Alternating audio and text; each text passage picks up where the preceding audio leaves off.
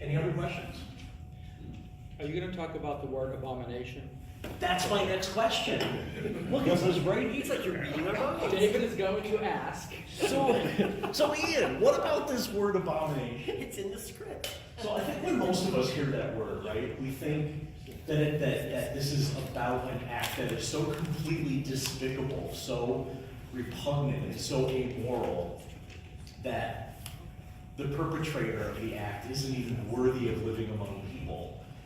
Did abomination always have that meaning? And one thing I'm really curious about is, what was the original Hebrew word that got translated into abomination? Because I think that will tell us a lot. Words.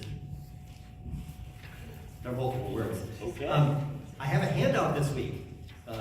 So that you can follow along with Hebrew words. And there are words. The two handouts are one are my notes. Front page is what I'll be teaching from, speaking from. The back page is all the Old Testament uses of two of the multiple words used for abomination. So that's just for reference. The other pages are 2 pages of scriptural references. It's the actual scripture of the Torah references to abomination. So they're just printed out for you to save you the work. So anyway, I'll get to that. But as that's getting handed out, I have a story to tell about abomination. It's a story that I told at the first same-sex marriage in Peabody, Massachusetts, which I co-officiated. And the couple were both fans of Rudolph the Red-Nosed Reindeer. So it helped. Because when you think of the word abominable, the only thing I think of in relation to abominable is the abominable snowman, right? I mean, when do we ever use the word abominable? It's either the snowman or gay couples, right? Somehow they're an abomination, and so was the snowman. But the beauty of that story, this is what I told that couple, and it actually was wonderful for the wedding, that in that story, the abominable snowman is not really all that awful, right? Everyone's just scared of him. And why are they scared of him? He's big. He's big, and he's got big, nasty, sharp teeth that Hermie, who is one of the misfits, right? It's a whole story about misfits, right? One of the misfits makes the abominable snowman okay by taking his teeth out. And then he becomes part of the group. Right? And I assured this couple that they were like Hermie, taking the teeth out of the abominable snowman by celebrating their love and marriage. And they're still together today. And I think that's what abomination has to do with being separated. It has to do with this tribalism. So the first thing here for the definition is abomination or abominable thing are things or practices abhorrent to a deity or opposed to the ritual or moral requirements of religion. It really is a religious term at its core, and its use in the Old Testament. It's about these are the practices that those people do to serve their God. That's an abomination, so you don't do them. Right? That's the same thing that Seth was talking about the boiling of the young in the milk of the mother. That's a practice those other evil people do. You're different from them, so don't do that. So that's where the source of this thinking comes from. There are actually 5 words that get translated as abomination in the Old Testament. 2 of them are both used once, so we're not going to worry ourselves with them. They're just one-offs. And there's one that's used 3 times. The first one here, pickle. And it is a very specific reference to sacrificial flesh that has become stale, putrid, or tainted. That's an abomination, okay? So that's a specific term. So really there are 2 that are used primarily for the term that we translate as abomination. The one that's used most often and is used in the passages that we're looking at in Leviticus is to'ebah. And there's a second one that's used only 32 times. You'll see that to'ebah is used 129 times in the Old Testament. The second one, sheketz, is only used 32 times. Now there is some subtle distinction between the 2, and some of it has to do with who's using it and when it's being used. Okay, because you have to remember the Old Testament is not written, someone didn't sit down and write the whole Old Testament at once, right? It's not one book. It covers centuries and different authors, and authors we don't even know. We don't know who wrote what. And so So you have to remember that perhaps later on, the two words got conflated and it's just a word choice. In fact, in 2 Kings 23:13, there's a passage talking about the altars of this god and that god and this god and their abominations. And the first one is Tobal, the first one is Sheketz, the second god, it's a Sheketz, and the third one is a Tobal. It's the same thing, they just alternate the words. It's just, so you're not repeating yourself every time, that kind of thing. But in Leviticus, Sheketz tends to be used primarily about animals and food, and not really much else. The word that really is used to talk about abomination is Tobal. So there you have it. Then I picked this up from an article I read. The word most used for the idea of abomination by the Hebrews is to'ebah, meaning primarily that which offends the religious sense of a people.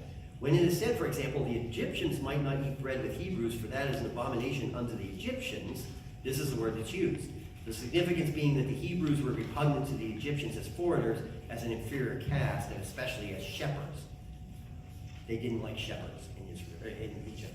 So because the Israelites, the Hebrews, were shepherds, they were an abomination to the Egyptians. So it's something that cuts both ways. Abomination is you offend me by your presence or your practice or whatever it is because our gods don't like that. I mean, that's really where the rubber hits the road in all of this. The feeling of the Egyptians for the Greeks was likewise one of repugnance. Herodotus says the Egyptians would not kiss a Greek on the mouth or use his dish or taste meat cut with the knife of a Greek. So, tribalism. It's tribalism at work. It's separating yourselves by identifying yourselves by your practice. The specific list of abominations that we read in Leviticus and the Holiness Code in the Old Testament were tools to maintain tribal identity, primarily to avoid assimilation between Hebrews and the nations, or as they would call them, the Goyim, right? So we're all, less our Jews in the room. If you're not Jewish, you're Goy, right? You're part of the Goyim. And so you identify who's part of the tribe and who's not by specific activities. So abominations, and this is a really key thing to understand, abominations were to be removed, taken out by something called cherem, which means to set aside something or dedicating it to destruction, right? It sounds good at first. Oh, you dedicate this to God, right? This thing that belongs to God. It works both ways. Either this thing is evil and needs to be taken out and excised by being set aside, or it belongs to God and therefore it needs to be given to God, and we do that by burning it. So this applied to the conquest stories. When the Hebrews got to the promised land and found it occupied, right, by the Canaanites, and they entered into battle, they entered into a practice that every ancient nation would have done. They all practiced the same way. You paid your soldiers you gained through conquest. You paid by the spoils of war, right? So when you conquered the city was yours. The people in the city were yours. The cattle, the crops, everything in the city was yours. And you took it as payment, as the spoils of war. That's how war was practiced. You didn't pay your standing army out of anything. You had to win. Win or starve, basically, right? That's how this worked. Now, when you're up against the odds, and you're at Jericho and there's a big wall, and God says, march around it 7 times and blow horns and do this crazy stuff, and I'll give you the victory, and you do it, you did not win that battle. God won that battle, right? That's the thinking. So how do you give the spoils of war to God? You kill it all. You destroy it all. And you read the conquest stories, and that's what happened, was this practice of cherem. And it's because they were abominations, right? You can't keep that for yourself. You don't take their God and put it in your temple. You don't assimilate. And it really was a way to stay pure as a people. And so all of these practices follow along that same thing. And other ancient cultures are doing similar things. That's an important thing to keep in mind. So that's a problem, right? Because we're talking about people who are abominations. And so I think that we have to read the scripture in light of the scripture to understand this. What I found interesting was doing the word study in abomination. When I got to Proverbs, I found these verses, which I list for you, and I'll just read. For my mouth will utter truth. Wickedness is an abomination to my lips. A false balance is an abomination to the Lord, but an accurate weight is God's delight.